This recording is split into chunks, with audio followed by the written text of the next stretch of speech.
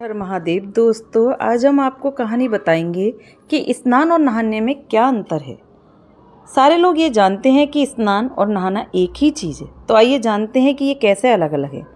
एक बार देवी सत्यभामा ने देवी रुक्मणी से पूछा कि दीदी, क्या आपको मालूम है कि श्री कृष्ण जी बार बार द्रौपदी से मिलने क्यों जाते हैं? कोई अपनी बहन के घर बार बार मिलने थोड़े ही ना जाता है। मुझे तो लगता है कुछ गड़बड़ है। ऐसा क्या है जो बार बार द्रौपदी के घर जाते हैं? तो देवी रुक्मणी ने कहा, बेकार की बातें मत करो, ये बहन भाई का पवित्र संबंध है। जाओ जाकर अपना काम करो। ठाकुर जी सब समझ गए और कहीं जाने लगे। तो देवी सत्यभामा ने पूछा कि प्रभु, आप कहाँ जा रहे हो? ठाकुर जी ने कहा कि मैं द्रौपदी के घर जा रहा हूँ। अब तो सत्यभामा जी और बेचैन हो गई और तुरंत देवी रुक्मणी से बोली, देखो दीदी, फिर वही द्रौपदी के घर जा रहे हैं। कृष्ण जी ने कहा कि क्या तुम भी हमारे साथ चलोगी? तो सत्यभामा जी फौरन तैयार हो गई और देवी रुक्मणी से बोली कि दीदी, आप भी मेरे साथ चलो और द्रौपदी को ऐसा मज़ा चखा के आएंगे कि वो जीवन भर याद रखेगी। देवी रुक्मणी भी तैयार हो गई। जब दोनों देवियां द्रौपदी के घर पहुंची तो देखा कि द्रौपदी अपने केश संवार रही थी। जब द्रौपदी केश संवार रही थी तब भगवान श्री कृष्ण ने पूछा, द्रौपदी क्या कर रही हो? तो द्रौपदी बोली, भैया केस सवार के अभी आई। तो भगवान बोले, तुम काहे को केस सवार रही हो?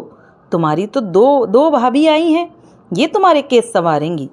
फिर कृष्ण जी ने देवी सत्यभामा से कहा कि तुम जाओ और द्रौपदी के सिर में तेल लगाओ और देवी रुक्मणी तुम जाकर द्रौपदी की चोटी करो। सत्यभामा जी ने रुक्मणी जी से कहा, बड़ा अच्छा मौका मिला है, ऐसा तेल लगाऊंगी कि इसकी खोपड़ी के एक एक बाल तोड़ के रख दूंगी। और जैसे ही सत्यभामा जी ने द्रौपदी के सिर में तेल लगाना शुरू किया और एक बाल को तोड़ा तो बाल तोड़ते ही आवाज़ आई, हे कृष्ण। फिर दूसरा बाल तोड़ा, फिर आवाज़ आई, हे कृष्ण। फिर तीसरा बाल तोड़ा तो फिर आवाज़ आई, हे कृष्ण। सत्यभामा जी को समझ नहीं आया और देवी रुक्मणी से पूछा, दीदी आखिर ऐसी क्या बात है द्रौपदी के मस्तक से मैं जो भी बाल तोड़ती हूँ तो कृष्ण का नाम क्यों निकल कर आता है? रुक्मणी जी बोली, मैं तो नहीं जानती।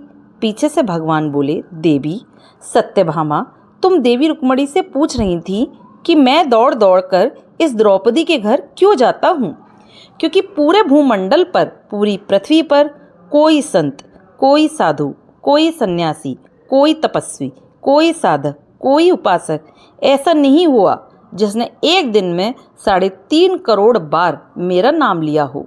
और द्रौपदी केवल ऐसी है जो एक दिन में 3.5 करोड़ बार मेरा नाम लेती है, प्रतिदिन स्नान करती है, इसलिए उसको हर रोम में कृष्ण नजर आता है और इसीलिए मैं रोज इसके पास आता हूँ। इसे कहते हैं स्नान, जो देवी द्रौपदी प्रतिदिन किया करती थी। हम जो हर रोज़ साबुन, शैम्पू और तेल लगाकर अपने तन को स्वच्छ कर लिया, इसको केवल नहाना कहा गया है। स्नान का मतलब है हमारे शरीर में 3.5 करोड़ रोम छिद्र हैं। जब नारायण से पूछा गया ये 3.5 करोड़ रोम छिद्र कर्मों के दिए गए हैं, तो नारायण ने कहा, जब मनुष्य 3.5 करोड़ बार भगवान का नाम ले लेता है तब जीवन में एक बार उसका स्नान हो पाता है। इसको कहते हैं स्नान। जय जय श्री राधे कृष्णा जी। तो दोस्तों, देखा स्नान और नहाने में क्या अंतर है।